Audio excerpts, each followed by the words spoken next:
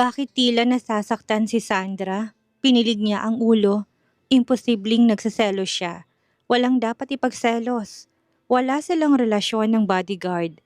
Matamis ang ngiti na ibinigay ni Eric. She saw softness in him na hindi niya nakikita kapag siyang kausap ng binata. At bakit ba siya nag-iisip sa kung paano tratuhin nito ang babae? Not her business. Hinaplos pa nito ang kulot na buhok ng babae. Kayumanggi ng kulay ng balat nito. Ganun palang type ni Eric. Ayaw sa titsay at kutis labanos na kagaya niya. Nagsalubong ang dalawang kilay niya nang kumapit na tila tuko si Ariana sa braso ng binata. Pilit niyang pinaglayo ang mga kilay nang lumapit ang dalawa sa kanya at ipakilala siya sa babae. Tumango lamang siya. Inabot ni Ariana ang kamay na kanya namang tinanggap. Maganda talaga at mahinhin itong kumilos. Bagay ang dalawa. Perfect match. Yumakap si Ariana sa binata. Kung masta ang mga ito ay tila magkasintahan o talagang may relasyon ang dalawa. Umasim ng bahagya ang mukha niya. Pilit niyang inalis ang asim dahil wala siyang karapatan at saan naman nagmula ang kirot sa kanyang dibdib. Lumapit si Ariana kay Nanay Maria, nagalak lalo nang iabot ng babae ang ilang basket ng gatas ng kalabaw at manggang hinog. Pagbalik niya ay magdadala siya ng 100 baka mula sa New Zealand para matuwa ito sa kanya. Binigyan to ni Eric ng upuan. Nasa pagitan nila ni Ariana ang binata. Panay ang kwentuhan ng mga ito na tila background noise na lamang sa kanyang pandinig, lalong halakhak ng babaeng nakakabingi. May mga joke itong corny pero tinatawanan ni Eric. Halos wala siyang nakain. Napapating siya sa mga katabi. Panay ang lagay ng pagkain ni Ariana sa plato ng binata. Kulang na lamang ay subuan to ng pagkain. Natapos din ang napakahabang agahan sa buong buhay niya. Sana naman hindi na maulit ang ganito. Pumalakpak ang tenga niya nang magpaalam na si Ariana. Pumasok sa loob ng bahay si Eric at may ibibigay dito na pasalubong para sa pamilya nito. Lumapit si Ariana sa kanya at mahinang nagsalita. Ikaw babae ka, lumagay ka sa ayos at huwag mong kakalimutang nagpapanggap ka lang na asawa. Huwag mong lalandiin si Eric. Hindi mo magugustuhan ang gagawin ko sa'yo kapag inagaw mo siya. Natigilan siya. Alam nito ang totoo? Sobrang closeness nga ng dalawa na lahat ay sinasabi ni Eric. Nagpanting ang tenga niya sa nadinig. Ang tila anghel na babae may lumabas na buntot at sungay nang umalis ang binata. Paano ko sabihin ko sa'yo na hindi kami nagpapanggap lang? Totoo ang relasyon namin, sabi niya upang makaganti. Kung nakakamatay lang ang tingin ay bumulagta na siya sa titig ng babae. Sinungaling ka. Ang sabi ni Eric ay nagpapanggap lang kayo dahil kailangan sa trabaho niya. Gigil nitong sabi na mahina pa rin at baka marinig ng pamilya ni Eric na nasa hindi kalayuan. Paano kung si Eric ang nagsinungaling sa'yo? May relasyon kami. Mahal niya ako. Lihim siyang napangiti nang makitang naiinis ang babae. Hindi totoo yan. Sinasabi niya sa akin ang lahat at hindi ang uri mong papakasalan niya. Baka inaakit mo siya. Malandi ka. Nangalit ang ngipin ng babae. Well, bakit hindi mo siya tanungin? May nangyari na sa amin. Nang madaming beses. Baka nga buntis na ako. Nanlaki ang mata ng babae at napaawang ang bibig. Nakita niyang maluha-luha ito. Nagsisi siya sa mga sinabi. Sumobra yata ang paggawa niya ng kwento. Dumating si Eric at inabot ang mga fresh fruits kay Ariana. Nanatiling nakatitig lang ito at hindi tinanggap ang inaabot ng binata. Tumakbo sa papasok sa loob ng sasakyan si Ariana at humabol si Eric. Para siyang nanunood ng palabas sa pelikula, pero hindi siyang bida kundi ang kontrabidang hadlang sa pag-iibigan ng dalawa. Hindi naman niya sinasadya. Ilang minuto lang ay bumalik si Eric. Mukhang hindi to kinausap ni Ariana. Nanilisik ang mga mata ng binatang sumulyap sa kanya. Lagot, tila gusto nitong pilipitin ng kanyang leeg. Hinila siya ng binata palayo sa nani nito. Alam mo sa lahat ng taong nakilala ko, ikaw ang pinakabwisit sa lahat. Anong pumasok sa maparul mong kukote para sabihin kay Ariana na totoong relasyon natin, ha? Hindi ko sinasadya, I'm sorry. Hindi niya alam ang sasabihin. Aminado siya sa kasalanan. Nagpapalusot ka pa. Ang sabihin mo, ayaw mo may nakikitang taong masaya. Tara, habulin natin siya. Kausapin ko siya at sasabihin ko na nagbibiro lang ako. Kilala ko si Ariana. Kapag ayaw niya makipag-usap, hindi siya mapilit. Hahayaan ko na muna siya. Pupuntahan ko na lang sa bahay nila. Ano pang sinabi mo sa kanya? Sabi ko may nangyari na sa atin. Napapikit ang binata sa inis. Sorry na, hindi ko naman alam na aabot sa ganun. Ano bang relasyon nyo? Magkababata? Mag-best friend o magkasintahan? Saglit na natahimik sa Eric. Importante siya sa akin. Hindi sapat ang sagot nito. Linawin mo, magkasintahan ba kayo? Nangako akong alagaan ko siya habang buhay. Ang gulo naman. May relasyon ba kayo o magkaibigan lang?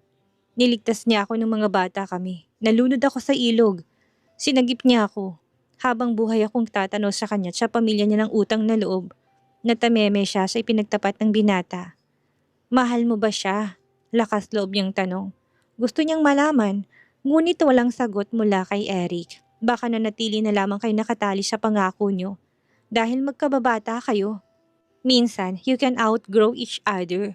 Or minsan, akala mo mahal mo siya. Yun pala, you just love the idea of love or the idea of her. Hindi na pala true love ang nararamdaman nyo sa isa't isa.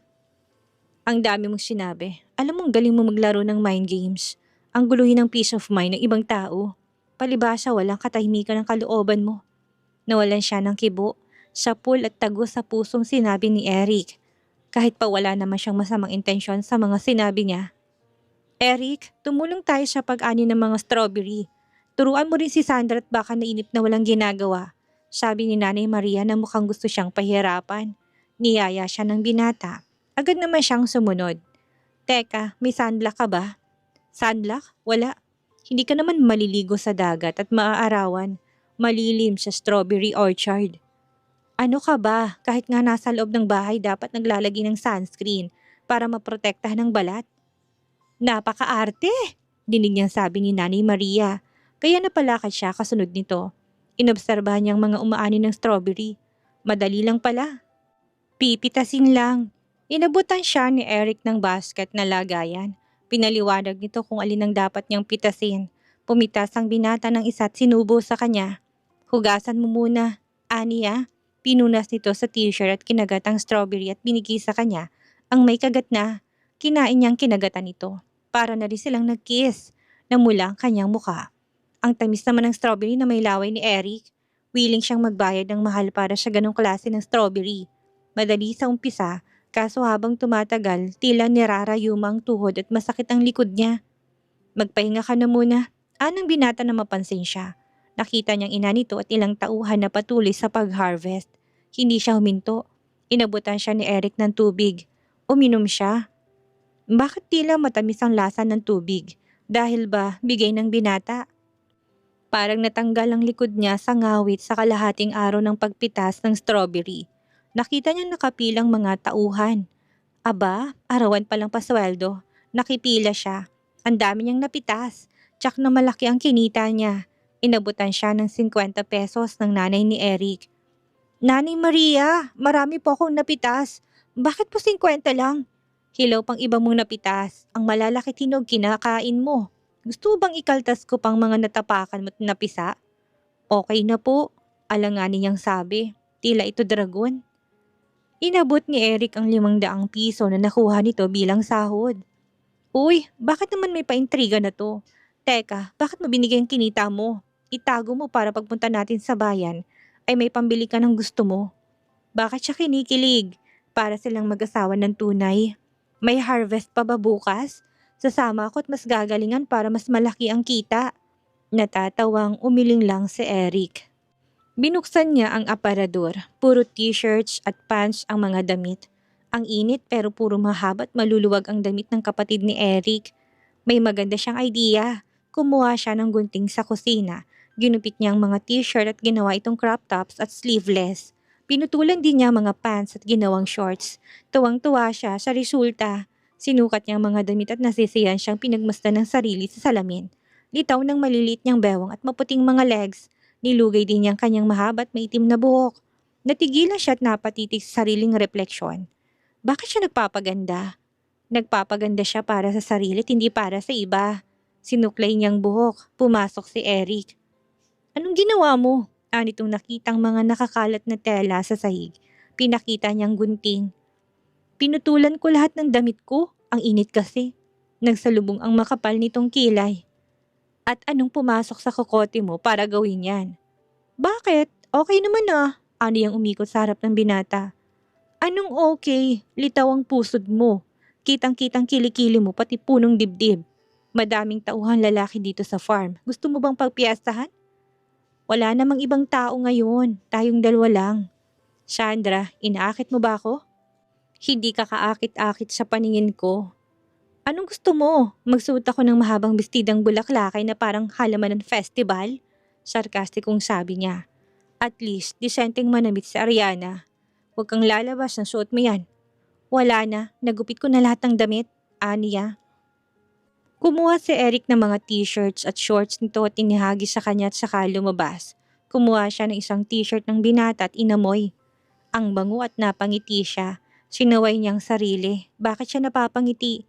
Nagpalit siya ng damit nang lumabas ng bahay. Hinanap niya si Eric. Napatras siya na madinig niyang nasa loob ng kubong binata at kausap ang ina nito. Ayaw sana niyang makinig ngunit napukaw ang interes niya sa buhay ng binata. Gusto pa nito itong makilala ng lubusan. Eric, okay ka lang ba sa poder ng daddy mo? Pasensya ka na kung hindi naging maayos ang relasyon namin ng tunay mong ama. Nakita mo na magkaiba kami talaga. Nay, nung una hindi ko maintindihan kung bakit kailangan yung magkahiwalay. Pero nang tumanda na ako, naunawaan ko na natanggap ang nangyari. Ang mahalaga na lang ay masaya po kayo sa piling ni Tatay Rogelio. At si Daddy Obet naman po ay may kinakasama na din. Nababalitaan ko na sangkot sa ilang illegal na gawain ng daddy mo. Wala naman ba siyang inuutos na hindi maganda sa'yo? Wala po, Nay, kaya wag po kayo mag-alala at hindi po ako gagawa ng labag sa batas. Anytime na gusto mong bumalik dito sa farm ay welcome ka. Nay, busy po ako sa itatayo kong security agency. Anak, hindi ko na sa'yo ililihim ang kalagayan namin.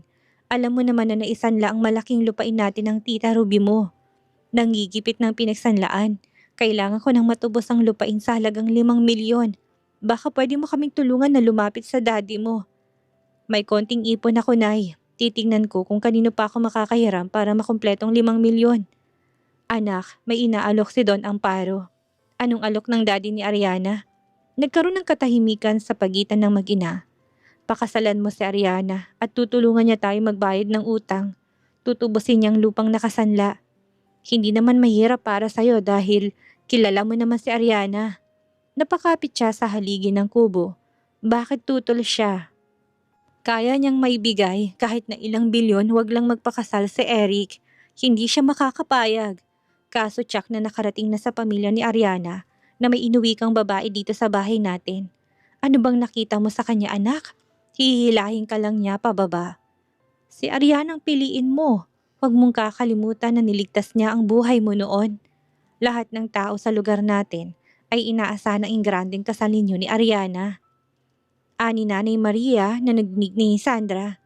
Na hindi po ako nakakalimot sa pagliligtas ni Ariana at nananatili siyang importante sa akin. Anak, magiging tapat ako. Hindi ko gusto si Sandra para sa'yo. Puro kaartehan ang alam. Hindi pa naman kayo kasal.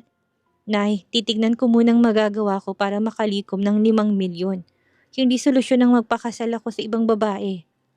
Eh bakit patatagalin mo pang pagsasama ninyo? Nakikita kong hindi kayo compatible. Ibalik mo sa magulang niya si Sandra. Natitiyak kong hindi ikaw ang una niyang nobyo.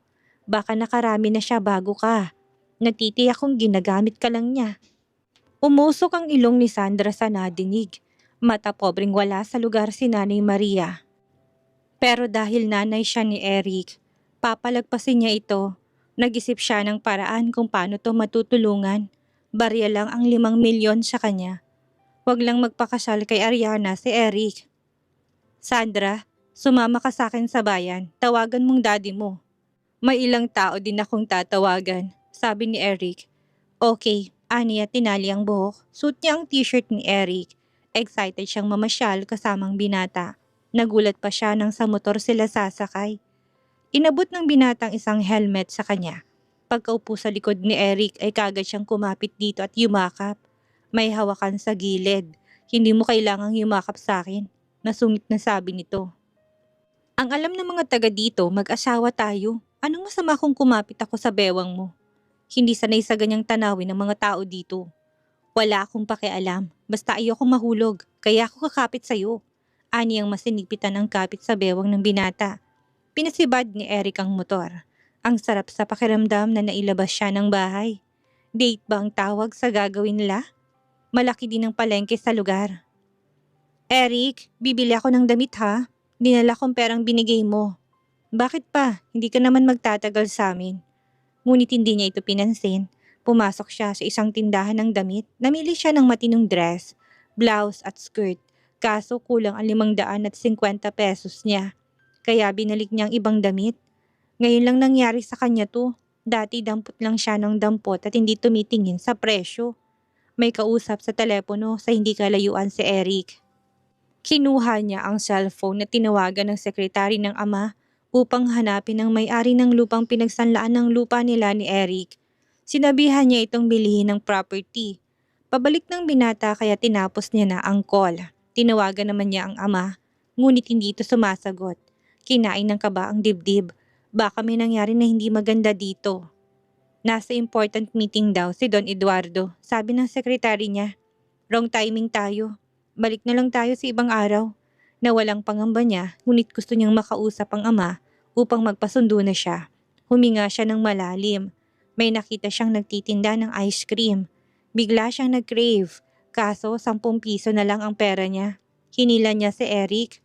Bumili siya ng ice cream. Eric, gusto mo? Share tayo. Ani ang dinilaan ng malamig na ice cream. Nalaki ang mata niya nang lumapit ang binata sa kanya't dinilaan ang kabilang side ng ice cream. Muntik na magtamang dila nilang dalawa.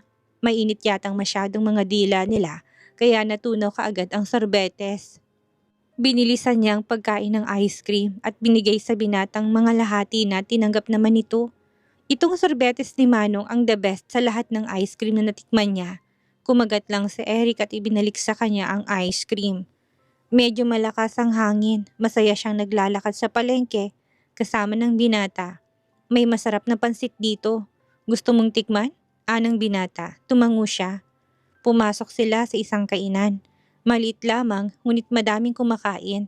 Nakakuha sila ng pwesto sa labas. Dumating ang order nilang pansit. Napasong dila niya ng isubong umuusok na pansit. Agad na hinipan ni Eric ang loob ng kanyang bibig. Tumatama sa ilong niya ang hininga nito. Mabango ang hininga nitong dumapo sa kanyang mukha. Napatitig tuloy siya sa lips nitong kissable. Inawat niyang sariling bagtasin ng maliit na pagitan ng kanilang mga labi. Naubos nilang pansit. Napakasarap nga. Teka, bakit lahat ng pagkain ay masarap basta kasama niya si Eric? Natulala siya. Gumapang ang takot sa kanyang puso. Nagkakagusto na ba siya sa bodyguard? Matigas siyang umiling. Hindi, wala lang siyang ibang kasama kaya ganon. At anyway, masarap naman talagang pagkain, lalo na't gutom ang isang tao. Bakit hindi mo tinawagan si Jason? Tinawagan ko siya, nagkausap nga kami. Miss na daw niya ako. Pagsisinungaling niya, ipapaalala ko lang sa'yo na wala kang dapat pagkatiwala ang ibang tao. Hindi ibang tao si Jason, kababata ko rin siya. Kagaya niyo ni Ariana. Sigurado ako nagtitiwala ka sa kanya, kaya nga pati lihim natin sinabi mo sa kanya. Ayoko lang siyang bigyan ng sama ng loob kapag nalaman niyang may kasama kong babae. Kaya kinailangan kong sabihin ang totoong dahilan kung bakit kita inuwi sa bahay. Aw, ang sweet naman, sarkastikong sabi niya. Hindi mo naintindihan, may sakit siya. Anong sakit niya? May papayo ko lang sa'yo, huwag kang masyadong maging malapit sa akin. Sa pamilya ko o sa kahit na sino. Sandali ka lang dito sa lugar namin. Eric! Anang tinig na medyo pamilyar. Si Ariana, panira ng moment. Nakita niyang babaeng palapit, tumayo si Eric at sinalubong to. Yumakap si Ariana sa binata. Ngayon hindi na mahinang kurot sa kanyang dibdib. Bakit tila patalim nang nakatarak sa kanyang puso? Mahal na ba niya si Eric?